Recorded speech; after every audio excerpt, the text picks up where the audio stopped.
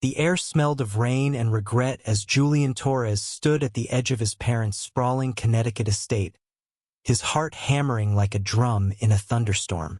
He was 26, with dark eyes that held too many unspoken truths, and tonight, he'd brought Ezra Klein, his boyfriend of 2 years, to meet his family for the first time. This wasn't just any night. It was his parents' 30th wedding anniversary, a glittering affair where secrets were meant to stay buried, but Julian was done hiding.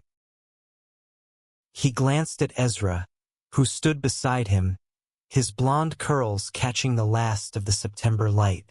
At 25, Ezra had a quiet strength, his hazel eyes scanning the manicured lawn dotted with guests in tailored suits and shimmering dresses. Julian squeezed his hand, feeling the warmth of Ezra's calloused fingers, a reminder of the carpenter's hands that had built their life together in a tiny Brooklyn apartment. "You okay?" Ezra whispered, his voice steady but laced with concern. "I'm terrified," Julian admitted, his breath catching. "But I can't keep you a secret anymore." The Torres estate loomed ahead, a colonial mansion glowing with chandeliers and the clink of champagne glasses. Julian's parents, Ricardo and Elena Torres, were local legends.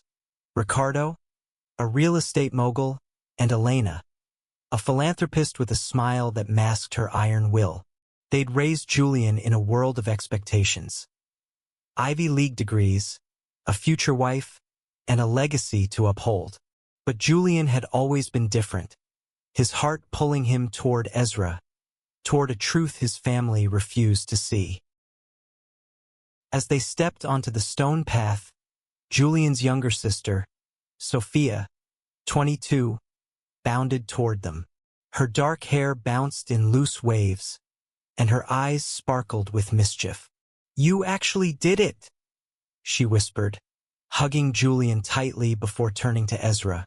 "Welcome to the lion's den, Ezra. You're braver than most." Ezra laughed softly, but Julian's stomach twisted. Sophia was the only one who knew about them, the only one he'd trusted with the truth.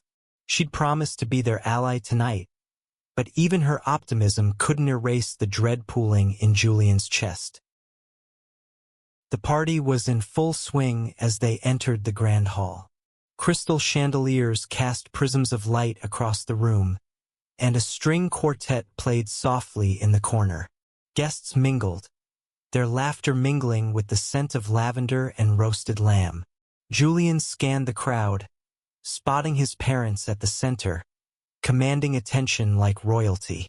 Ricardo, 58, stood tall in a navy suit, his salt and pepper hair slicked back, while Elena, 55, radiated elegance in a silver gown, her smile polished but distant. "Julian," Ricardo's voice boomed, drawing eyes. "Come join us." Julian's grip on Ezra's hand tightened as they approached. He could feel the weight of every gaze, the unspoken questions hanging in the air. "Mom, Dad," he said, his voice steady despite the tremor in his chest. "This is Ezra, my boyfriend." The word landed like a grenade. Elena's smile froze, her eyes narrowing imperceptibly. Ricardo's jaw tightened, but he extended a hand to Ezra, his grip firm, almost challenging. "Welcome," he said, his tone clipped. Ezra shook his hand, his own smile unwavering, though Julian noticed the slight tense of his shoulders. The evening unfolded like a tightrope walk. Julian and Ezra mingled, their hands brushing occasionally for courage. Sophia stayed close, deflecting awkward questions with her quick wit, but Julian could sense the undercurrent of tension. His parents' friends, old money types from Greenwich, whispered behind their wine glasses, their eyes darting between Julian and Ezra. As the night wore on, Julian's nerves frayed. He caught his mother's gaze lingering on Ezra, not with warmth but with calculation. Ricardo, meanwhile, avoided them entirely, his laughter too loud as he toasted with colleagues. Julian's heart sank. He'd hoped for acceptance, or at least tolerance, but the air felt thick with judgment. "Dance with me?" Ezra said suddenly, pulling Julian toward the open patio where couples swayed under fairy lights. The quartet played a slow, wistful melody, and Ezra's arms wrapped around Julian, grounding him. For a moment, the world shrank to just them. The warmth of Ezra's breath, the steady beat of his heart. "I love you," Julian whispered, his voice breaking. "I know," Ezra replied, his lips brushing Julian's forehead.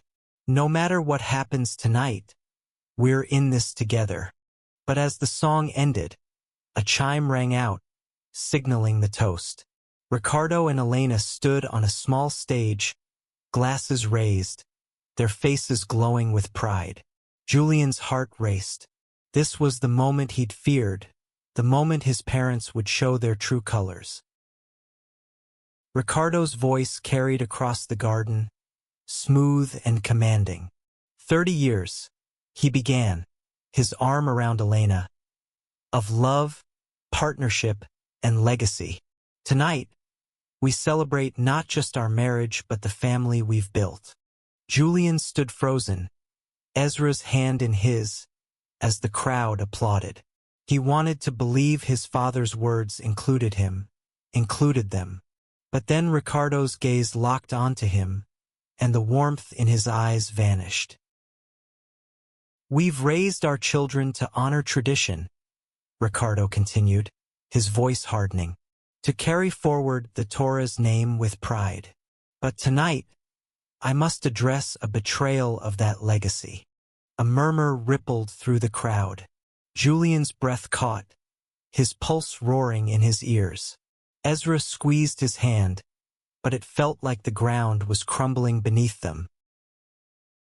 "Julian," Ricardo said, his voice cutting like glass, "has chosen a path that defies our values. By bringing this person here, he has made it clear he no longer respects our family." The word disownment didn't come immediately, but it hung in the air, heavy and inevitable. Elena stepped forward, her voice softer but no less sharp. "We cannot condone this choice," she said, her eyes avoiding Julian's. "You are no longer welcome in our home." The crowd gasped, whispers erupting like wildfire. Julian felt the world tilt, his vision blurring. Ezra's arms slid around his waist, steadying him, but the pain was a tidal wave. Sophia pushed through the crowd, her face pale with fury. "How dare you!" she shouted, her voice trembling. "He's your son." "Sophia, stay out of this," Ricardo snapped, but she didn't back down. "No, you're wrong," she cried. "Julian's braver than any of us, and Ezra's worth more than your stupid legacy." The guests stared, some horrified, others intrigued, as the Torres family unraveled in public. Julian wanted to speak, to fight, but his voice was trapped, suffocated by years of trying to please his parents. Ezra, though, stepped forward, his voice calm but firm. "Mr. and Mrs. Torres," he said, "I love your son. I'm not here to disrespect you, but I won't let you erase him. Julian's worth isn't tied to your approval." Ricardo's face reddened, but before he could respond, Elena raised a hand. "Enough," she said coldly. "This is not the time." The toast ended abruptly, the quartet resuming to drown out the awkward silence. Guests drifted away, casting sympathetic or judgmental glances. Julian felt exposed, raw like a wound laid bare. He pulled Ezra toward the garden's edge, needing air, needing escape. Sophia followed, tears in her eyes. "I'm so sorry, Jules," she whispered. "I didn't think they'd go this far." Julian shook his head, his voice hoarse. I knew it was a risk, but I thought they loved me. Ezra pulled him close, his voice fierce. They don't get to define your worth. You're enough, Julian. You've always been enough. The rest of the night was a blur. Julian and Ezra left the estate, the weight of disownment settling like a stone in Julian's chest. They drove back to Brooklyn in silence, the city lights blurring through Julian's tears. When they reached their apartment, Ezra held him as he broke, sobs shaking his frame. "I've lost them," Julian whispered. "You haven't lost me," Ezra said, his voice a lifeline. "And you haven't lost Sophia. We're your family now." The days that followed were a haze of grief and defiance. Julian woke each morning to the echo of his parents' words, their rejection carving a hollow space in his chest.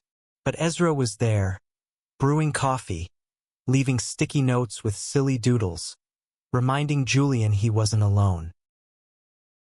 Sophia called daily, her voice a mix of guilt and fury.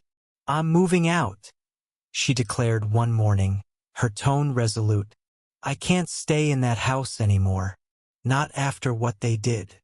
"Soph, you don't have to," Julian started, but she cut him off. "Yes, I do. I'm crashing with you guys for a bit. Okay? I need to be with family that actually cares." By the end of the week, Sophia arrived at their apartment, her suitcase stuffed with clothes and her eyes red from arguing with their parents. She hugged Julian tightly, then Ezra, who welcomed her with a grin and a plate of pancakes. "You're officially part of the Brooklyn crew now," he teased. Living together brought a strange kind of healing. The apartment, small and cluttered with Ezra's woodworking tools and Julian's books, became a sanctuary. They cooked dinners together, laughed over bad reality TV, and slowly rebuilt what the anniversary party had shattered. But the pain lingered, especially for Julian, who couldn't shake the image of his parents' cold faces. One evening, while Ezra was at a carpentry gig, Julian found a letter slipped under the door. It was from his mother, written in her elegant script. His hands trembled as he opened it, hoping for reconciliation, but the words were a knife. "We raised you for better. You've chosen a life we cannot accept. Do not contact us." Julian sank to the floor, the letter crumpling in his hands. When Ezra came home, he found Julian staring blankly at the wall. Without a word, Ezra sat beside him, pulling him into his arms. "They're wrong," Ezra said softly. "You're not a mistake. You're the best thing in my life." Sophia, hearing the news, was livid. "They don't deserve you," she said, pacing the tiny living room. "But we need to fight back, Jules. Not with anger, but by living better, by being happy." Her words sparked something in Julian. He'd spent years hiding, shrinking himself to fit his parents' mold. Now, with Ezra and Sophia by his side, he felt a flicker of courage. He started posting about his life online, pictures of him and Ezra at the farmer's market, Sophia's art projects, their late-night karaoke sessions. The posts gained traction, drawing support from strangers and old friends alike. But not everyone was kind. Some of his parents' circle sent hateful messages, calling him a disgrace. One night, a brick shattered their apartment window, a note tied to it, "You don't belong here." Ezra called the police, but Julian's fear morphed into resolve. "We're not hiding," he told Ezra, his voice steady for the first time in weeks. "We're going to live louder." Julian threw himself into activism, channeling his pain into purpose. He and Ezra joined a local LGBTQ+ community center, volunteering at events and sharing their story. Julian's posts online grew bolder, his words resonating with others who'd faced rejection. He wrote about love, loss, and the family you choose, his voice raw and honest. Sophia, meanwhile, started a mural project in their neighborhood, painting vibrant scenes of diverse families on city walls. One mural featured two men holding hands, their silhouettes framed by a sunset, a subtle nod to Julian and Ezra. "This is for you," she told them at the unveiling, her eyes shining. Ezra's carpentry business took off, his custom furniture gaining attention online.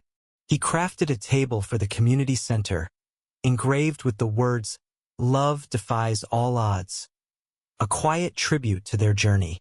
Julian watched him work, marveling at the man who'd stood by him through the worst. But the past wasn't done with them. One afternoon, Julian received a call from his father's lawyer. Ricardo and Elena were suing him, claiming he'd tarnished their reputation by speaking out. The news hit like a punch, but Julian refused to back down. With Ezra and Sophia's support, he hired a lawyer, a fierce woman named Amara who specialized in discrimination cases. The legal battle was grueling, draining their savings and testing their resolve. But it also brought allies, friends from the community center, Ezra's clients, even some of Julian's old classmates who'd seen his posts.